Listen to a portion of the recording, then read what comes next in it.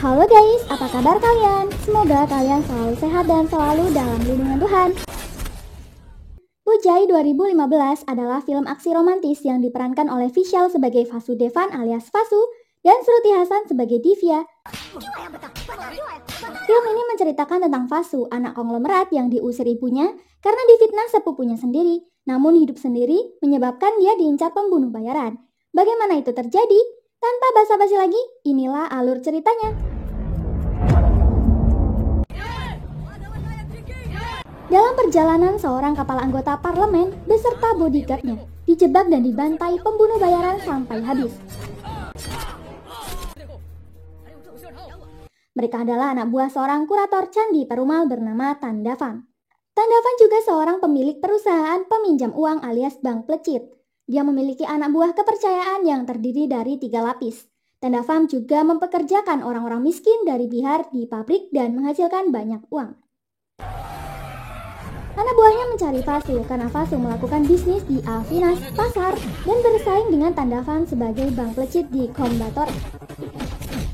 Mereka menyerang Vasu, namun mereka juga yang kalah karena mereka tak tahu kalau Vasu ini jelmaan Gatot Kaca. Vasu bilang dia bisa berbisnis di pasar manapun yang dia mau. Kalau ini adalah Divya, gadis cantik. Anaknya orang yang lumayan kaya. Ayahnya bekerja menjadi pengamat pasar saham dan ibunya ibu rumah tangga biasa. Di mall, Vasu bertemu Divya yang sedang ditembak seorang laki-laki. Divya menolaknya dengan kasar. Jika dia menikahi lelaki itu, Divya akan selingkuh mencari pria yang lebih tampan lainnya. Vasu tak terima dan memarahi Divya yang sangat menyakiti hati si pria. Vasu terus mengoceh sampai Divya harus bilang I love you untuk menghentikannya. Divya menjelaskan dia merespon seperti itu supaya dia tidak harus menolak cintanya secara langsung. Juga untuk menyelamatkan pria itu dari frustasi dan berakhir bunuh diri. Vasu pun minta maaf dan memuji-muji Divya. Lanjut cerita, Tandava mendapat klien yakni pemilik RG Export untuk menarget ADCP Kombator bernama Inspektur Sivak karena sudah mengajukan kasus terhadap Raj Sekar. Tandava menerima pekerjaan itu dan segera menyuruh anak buahnya, Sundaram, untuk mendapatkan informasi detail tentang Sivak. Namun Sivak mencium bau mencurigakan. Dia berhasil melumpuhkan seorang mata-mata yang membawa senjata di tasnya. Di sisi lain, Ramaswamy, paman dari Vasu yang sekarang menjadi pemilik Kovai Group, menggantikan ayah Vasu, Ratnaswamy, yang sudah meninggal. Dia mendapat telepon agar segera pulang ke rumah, membicarakan wasiat terakhir Ratnaswamy tentang kuil di desa. Kalau ini adalah Raja Laksmi, ibu Vasu yang sangat dihormati semua keluarga. Di pertemuan ini, kepala desa Polachi protes ke Raja Laksmi karena tak pernah mengunjungi kampung halamannya. Padahal dulu Ratnaswamy selalu menebar kebahagiaan di desa. Kini desa Polachi tidak terkendali. 28 tahun yang lalu, suami Raja Laksmi menyumbangkan 1,5 hektar tanah bernilai 18 miliar untuk pembangunan kuil Kombator, namun meninggal sebelum sempat mendaftarkannya. Sehingga Ana Tandavan, kurator kuil, bertekad memperoleh tanah tersebut. Namun tidak ada yang bisa melawannya. Secara hukum seharusnya Ramaswamy mengambil alih kuil itu. Raja Laksmi setuju, dia akan mengurus tanah itu dan menetap di Polachi sampai pemujaan dan peresmian tanah berakhir. Lanjut cerita, Divya datang lagi ke pasar, kali ini bersama teman-temannya. Divya membutuhkan pinjaman selama 3 hari sebanyak Rp30.000 untuk pesta Anita yang sebentar lagi akan kuliah di Amerika. Vasu menyetujuinya, karena tak ada jaminan, dia meminta diundang juga ke pesta dengan dress code-nya baju tradisional. Singkat cerita, pesta pun dimulai. Meskipun terlihat norak, mereka tetap menikmatinya, hingga Divya membuat Vasu kebawa perasaan. Dia mengelap kemeja Vasu yang kotor, sehingga adegan legend India pun ditayangkan.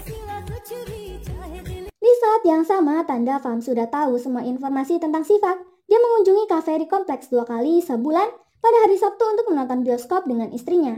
Sedangkan di hari lain, dia selalu bersama dengan polisi lainnya. Mereka berencana untuk membunuhnya besok di hari Sabtu saja. Besoknya, kebetulan Vasu berpapasan dengan Divya yang hendak mengembalikan uang yang dia pinjam. Vasu lalu mengajak Divya nonton film Graffiti di Kaveri. Divya mau dan akan menyusul setelah makan siang. Singkat cerita, Vasu sudah sampai di teater. Sivak juga sedang berangkat. Kebetulan anak buah Tandavan menyender di mobil Divya. Dia curiga melihat orang itu dan mengupingnya diam-diam. Merasa tak beres, Divya menelpon Vasu dan menyuruhnya keluar. Sivak pun dijatuhkan. Vasu yang melihat itu lari dan membantu Sivak. Vasu menghajar semua yang berusaha membunuh Sivak. Namun Sivak dan istrinya tak sadarkan diri karena terbentur, sehingga mereka berdua segera dilarikan ke rumah sakit.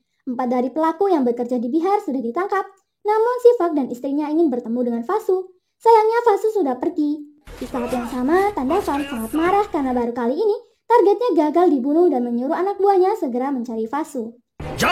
Di sisi lain, Vasu mencoba menyatakan cintanya pada Divya. Divya sebenarnya bingung.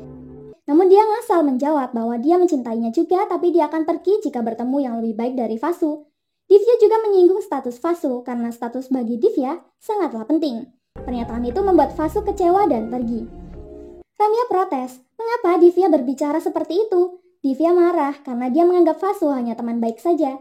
Namun dia bingung, sebenarnya dia suka dengan Vasu atau tidak. Kuti kecewa mengetahui semua itu. Dia lalu bercerita tentang Vasu.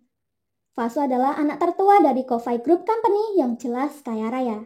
Dulu sepupu Vasu, Durga, bertunangan dan mengadakan pesta 4 hari sebelum hari pernikahan. Di pesta itu, Durga menelpon Vasu untuk berbicara langsung. Durga bilang dia tidak ingin menikah. Dia mencintai Vasu, namun ayahnya akan membunuhnya jika dia jujur. Vasu marah, tapi Durga malah memeluknya. Tak lama ayah Durga datang, dan terjadilah kesalahpahaman. Ayah Durga memberitahu semua keluarganya kalau Vasu yang memeluk Durga. Durga yang ketahuan hanya bisa diam, sehingga Raja Laksmi marah besar dan mengusir Vasu dari rumah, di mana dia tak boleh pulang sebelum ibunya meninggal. Vasu pun menyuruh orang-orang untuk berpencar mencari Citra. Dulu Kuti adalah pekerja di rumahnya, tapi Vasu selalu memperlakukannya seperti teman, makanya dia juga ikut meninggalkan rumah. Malamnya Divya menemui Vasu untuk minta bantuan, di mana temannya yang bernama Citra kabur untuk kawin lari dengan pria yang dicintainya. Divya bilang orang tua Citra belum tahu kalau anaknya kawin lari. Jika mereka tahu, mereka akan bunuh diri. Vasu pun menyuruh orang-orang untuk berpencar mencari Citra. Akhirnya mereka menemukan Citra dan pacarnya di stasiun, lalu mengepung mereka. Vasu menegur mereka karena kawin lari dan mengingatkan tentang orang tua yang sudah Citra khianati. Vasu bilang akan berbicara kepada orang tua Citra dan menyatukan mereka berdua. Pacar Citra setuju dan akan menunggu sampai dirinya diterima. Setelah mengantar Citra untuk pulang, Divya meminta maaf atas perkataannya kemarin, dan Vasu terlihat tidak respect sama sekali. Divya menangis di depan ibunya dan merasa bersalah karena menyakiti Vasu. Dia mencintai Vasu, ibu pun menenangkannya. Lanjut cerita, seorang dari Kofai Group menyampaikan kepada Vasu kalau pamannya ingin Vasu datang ke kantor Pilamadu untuk mengurus pendaftaran properti. Sedangkan Divya sedang di perjalanan untuk menyatakan cintanya kepada Vasu. Vasu pun sampai di kantor. Dia hanya melihat keluarganya dari jauh. Divya menanyakan di mana Vasu ke Kuti.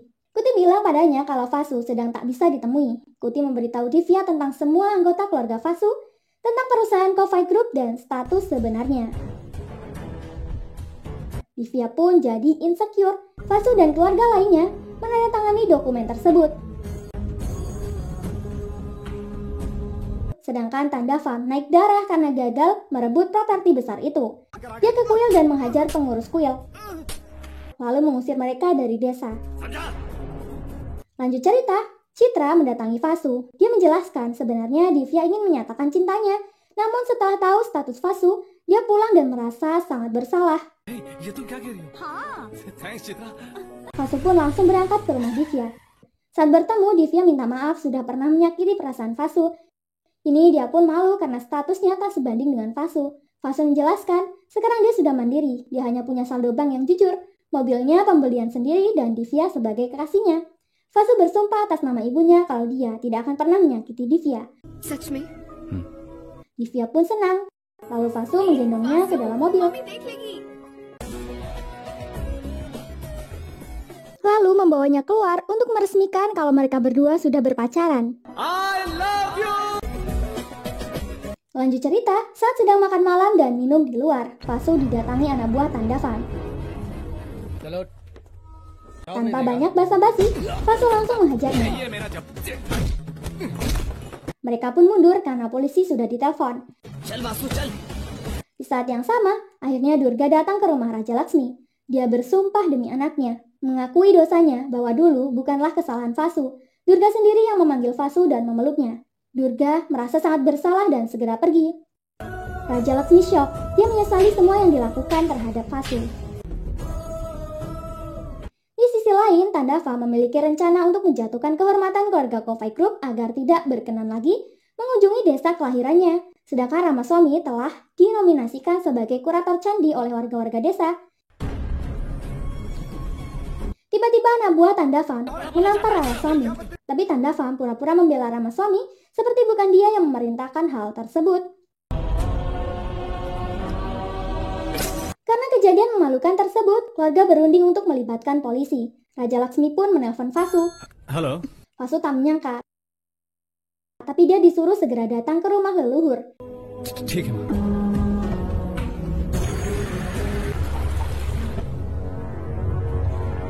Akhirnya Vasu sampai juga. Namun dia emosi setelah diberitahu kejadian yang menimpa paman Ramaswamy. Raja Laksmi menyuruhnya untuk mematahkan tangan pelaku yang menampar pamannya. Vasu langsung pergi ke rumah Tandavam dan menghajar semua anak buahnya satu persatu, sambil menanyakan siapa yang menampar pamannya.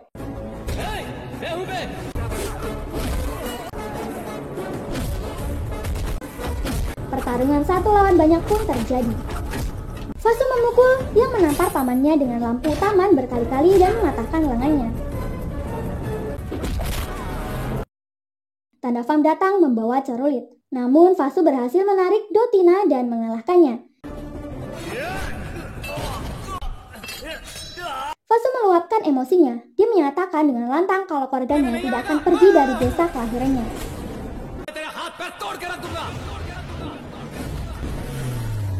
Tandavam semakin kesal karena merasa sudah dipermalukan. Warga penghuni kuil berterima kasih kepada Vasu. Lalu Vasu pamit ke keluarganya. Raja Laksmi menangis dan menahannya pergi. Begitu juga dengan semua keluarganya mengharapkan Vasu tinggal bersama mereka kembali. Vasu pun setuju untuk tinggal bersama keluarganya. Namun mereka harus menjalankan ritual perayaan kuil.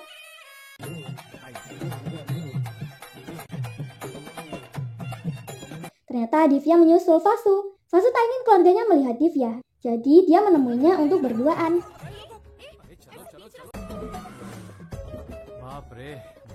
Sayangnya rombongan Tandavam datang mengacau. Divya disuruh lari.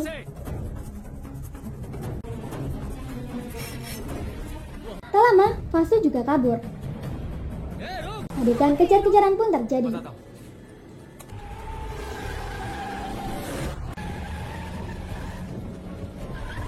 Pandi dan Kunti melihat Vasu sedang dikejar dan menyusul dengan bajai, namun mereka terlempar ke sungai. Vasu menurunkan Divya di kantor polisi. Dia disuruh pulang dengan bus. Vasu akan mengantar mobil Divya ke rumahnya. Divya lalu mengabari ibunya kalau dia akan pulang dengan bus. Akhirnya kejar-kejaran berakhir dan pertarungan dimulai.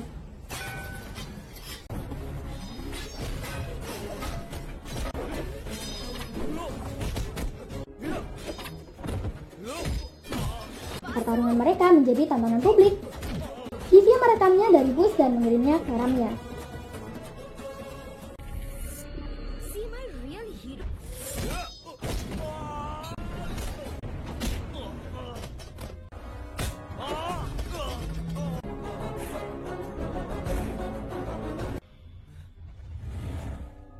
Tandavam dilarikan ke rumah sakit. Kabar itu sampai ke telinga Sivak. Dia ingin melihat video Vasu menghajar preman-preman itu. Sivak melihat video itu dan mengenali Vasu. Namun tidak ada yang ditangkap karena tidak ada yang mengajukan keluhan. Pengacara Tandavam datang dan bilang akan menyelidiki siapa yang mengupload video itu. Sivak lalu mendatangi Vasu dan menunjukkan videonya. Vasu mengaku itu adalah dirinya dan menyerahkan diri. Namun Sivak ke sana bukan untuk menangkapnya, namun untuk berterima kasih karena pernah menyelamatkan hidupnya. Sivak lalu akan mencatat tuntutan untuk Tandavam atas percobaan pembunuhan kepada Vasu dan Sivak. Dan perbuatan Vasu di video yang tersebar adalah bukti untuk melindungi dirinya. Setelah Sivak pergi, Vasu menelpon Divya dan menanyakan apakah dia yang mengupload video itu ke YouTube. Divya hanya mengirimnya ke Ramya. Mungkin Ramya lah yang menguploadnya. Divya lalu menyambungkan teleponnya ke nomor Ramya. Namun Ramya ternyata sedang diinterogasi. Ramya mengaku bukan dia yang mengupload video tersebut. Merasa tidak aman, Vasu meminta orang tua Divya untuk tinggal sementara di rumahnya selama 4 hari untuk menghindari kemungkinan buruk. Mereka setuju dan segera pergi ke rumah Vasu.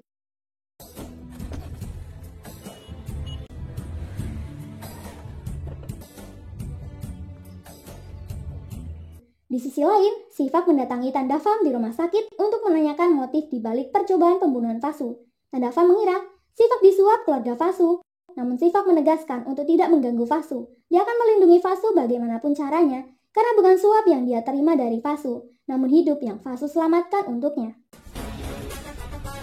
Tanda Fam sangat kesal. Meski sudah dibolehkan pulang, dia akan tetap stay sampai berhasil menghabisi mereka semua. Tanda Fam dan anak buahnya sedang berunding tentang cara membunuh Fasu karena susah untuk mencari celah. Lalu ada yang punya ide untuk mengincar mereka di Kofai tekstil milik keluarga Fasu.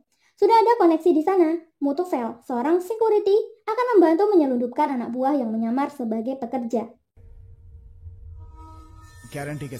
Lanjut cerita, tiba-tiba ada mobil yang ngebut dan menabrak Mani, anjing kesayangan keluarga Fasu, sampai mati. Fasu berusaha mengejar mobil itu, tapi tak bisa. Karena kejadian itu, CCTV pun dipasang. Paginya saat Ramaswamy keluar rumah, Fasu merasa ada sesuatu, sehingga dia memutuskan untuk ikut ke pabrik Kofai tekstil. Target pertama anak buah Tanda Fam adalah Ramaswamy. Namun mereka terkejut melihat Fasu juga datang ke pabrik. Tanda Fam ingin rencana tetap berlangsung untuk membunuh Fasu dan Ramaswamy sekaligus. Dia akan memberikan 2 kali lipat bayaran untuk itu. Di pabrik, Fasu diangkat menjadi direktur yang baru. Ramaswamy merasa Fasulah yang berhak menggantikan posisi ayahnya. Fasu pun akan didampingi oleh sekretaris grup Kofai dalam pekerjaan barunya. Di CCTV, Fasu melihat ada beberapa orang yang bekerja hanya duduk di gudang dan di luar. Security pun dipanggil. Ternyata mereka adalah pekerja sementara dari Bihar. Karena terlihat mencurigakan, Fasu segera menyusul Ramaswamy. Tidak saja Ramaswamy sengaja diserang. Ujungnya Fasu datang di saat yang tepat dan menghajar mereka semua.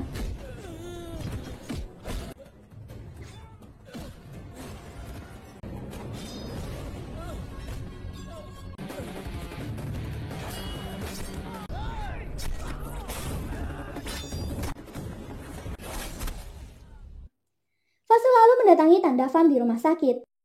Karena berani menyerang pamannya, Tanda Fam malah mengancam akan membunuh semua anggota keluarga Fasu satu persatu dengan insiden kecelakaan melalui koneksi teman yang dia miliki di telepon. Fasu tak takut, dia juga punya banyak koneksi dan pasukan jika hanya ingin membunuh Tanda Fam. Bedanya, Tanda Fam membayar pasukannya, sedangkan Fasu semua orang mau membantunya tanpa uang, dan Fasu akan menunjukkannya. Fasu lanjut menemui Sifak untuk berdiskusi dan merencanakan pembunuhan Tanda Fam. Sifak bilang, selama ini dia berusaha menangkapnya, tapi selalu gagal. Tanda Fam main aman. Dia punya koneksi dengan politisi, ini akan sangat merepotkan kepolisian. Namun Sifak menyuruh Fasu untuk segera mendapatkan lisensi bersenjata untuk keamanan keluarganya. Di rumah, Fasu meminta maaf pada Bibi, istri Ramaswamy. Jika Fasu bisa sabar, mungkin semua ini tak akan terjadi. Tapi bibinya bilang bahwa Fasu sudah menyelamatkan kehormatan keluarga. Bibi lalu mengalihkan pembicaraan soal hubungan Fasu dan Divya. Sebenarnya Raja Laksmi sudah mengetahui hubungan itu dan menyetujui mereka berdua. Lanjut cerita, para gangster datang kepada Fasu karena berita tentang pamannya sampai ke Bai dan dia ingin membantu. Namun Fasu bilang ini masalah desanya, biar dia yang mengurus demi menjaga kehormatan. Bai tetap siap membantu kapanpun jika dia dibutuhkan. Pertemuan itu sampai ke telinga Tanda Fam dan membuatnya berpikir Fasu pasti takut dan meminta bantuan. Sedangkan Fasu tengah memberitahu ibunya kalau dia akan mengajukan izin senjata ke kantor komisaris. Divya ingin ikut juga, dia meminta di-drop untuk pernikahan temannya. Akhirnya mereka berangkat bareng. Ternyata Divya hanya berbohong agar bisa pergi bersama Fasu. Tapi kata Fasu, ibunya sudah tahu segalanya, jadi slow aja. Sesampainya di kantor, Divya melihat Sundaram, anak buah Tanda Fam, ada di kantor komisaris. Divya inisiatif mengikutinya. Divya mengarahkannya dan Fasu menyusulnya. Begitu juga dengan Sifak.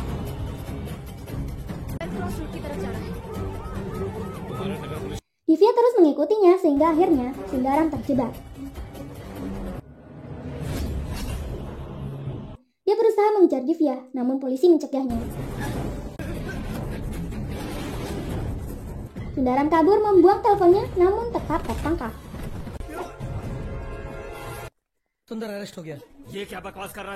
Tanda Fam bingung bagaimana itu semua bisa terjadi. Tak lama pengacara pun mengabari bahwa kini Sifak sedang membuat keluhan untuk menangkapnya. Sifak meminta Fasu merayu Divya berkenan menjadi saksinya. Fasu menyetujuinya. Di sisi lain, Nares ternyata berangkat ke desa Fasu dengan bus. Dia Dia melihat Fasu di jalan dan mengejarnya, tapi tak sampai. Sampailah Nares di kediaman Fasu. Karena dia terlihat mencurigakan, dia ditahan dan ditanya.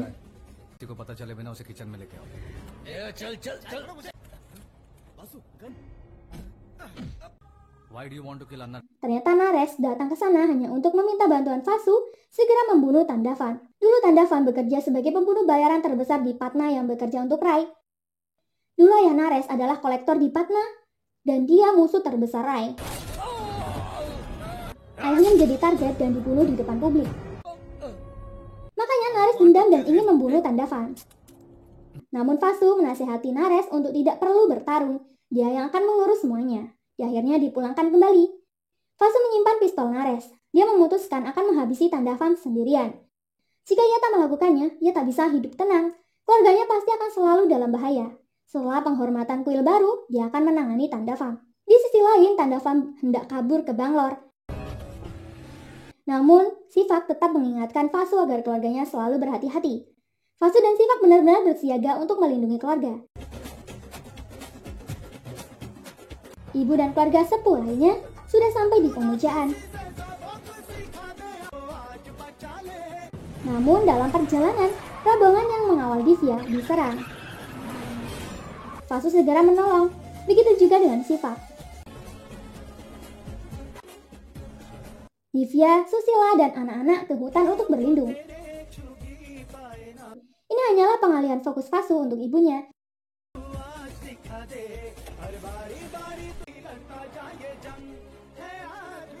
Pada saat penghormatan, Raja Laksmi ditikam dan meninggal.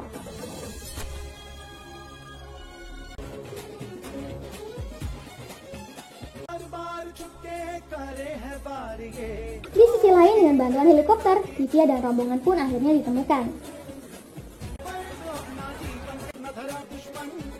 Namun saat pulang, mereka harus menghadapi sambutan berita duka.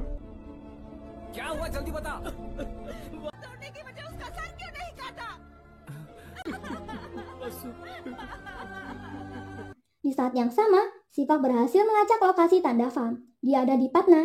Fasu bertekad untuk membunuhnya dengan tangan sendiri, padahal Sifak melarangnya. Fasu mengabari Nares bahwa Tandavan ada di Patna. Sedangkan Sifak, dia tahu apa yang akan dilakukan Fasu. Fasu sampai di Patna dan bertemu Nares untuk mengincar Tandavan. Sifak menyuruh Fasu kembali karena jika polisi Patna tahu, Fasu bisa dipenjara. Fasu tak mau. Tak lama Fasu tiba di tempat Rai, atasan Tandavan yang juga saudaranya. Fasu akan memberinya 50 lak untuk membunuh Tandavan. Tentunya Rai tertawa kencang. Rai menelpon Tandavan dan meremehkan Fasu. Fasu sengaja melakukan itu untuk memancing Tandavan datang ke tempat Rai. Lalu Fasu memukul semua anak buah Rai.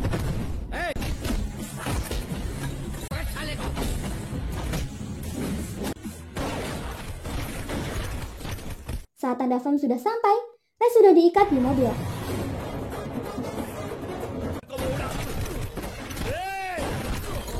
Lagi-lagi terjadi pertarungan satu lawan banyak dengan baku tembak.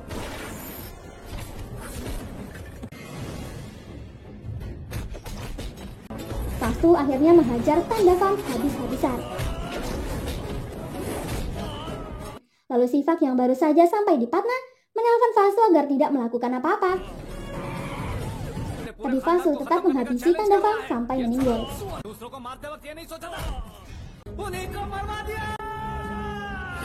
Tak lama Sifak pun datang. Dia menembak Tandavan yang sudah tak bernyawa. Agar penyidik tahu, bukan Fasu yang membunuh Tandavan. Akhirnya pemakaman Raja Laksmi dilakukan. Meski mereka harus berkabung, namun kini keluarganya sudah aman dari ancaman dan bisa menikah dengan Divya. Dan film ini pun sampai di sini guys, gak ada scene yang lain kalau kalian bertanya ya. Terima kasih buat kalian yang sudah support channel ini. Jangan lupa tinggalkan like dan saran kalian di kolom komentar. Sampai jumpa di alur cerita berikutnya. Terima kasih.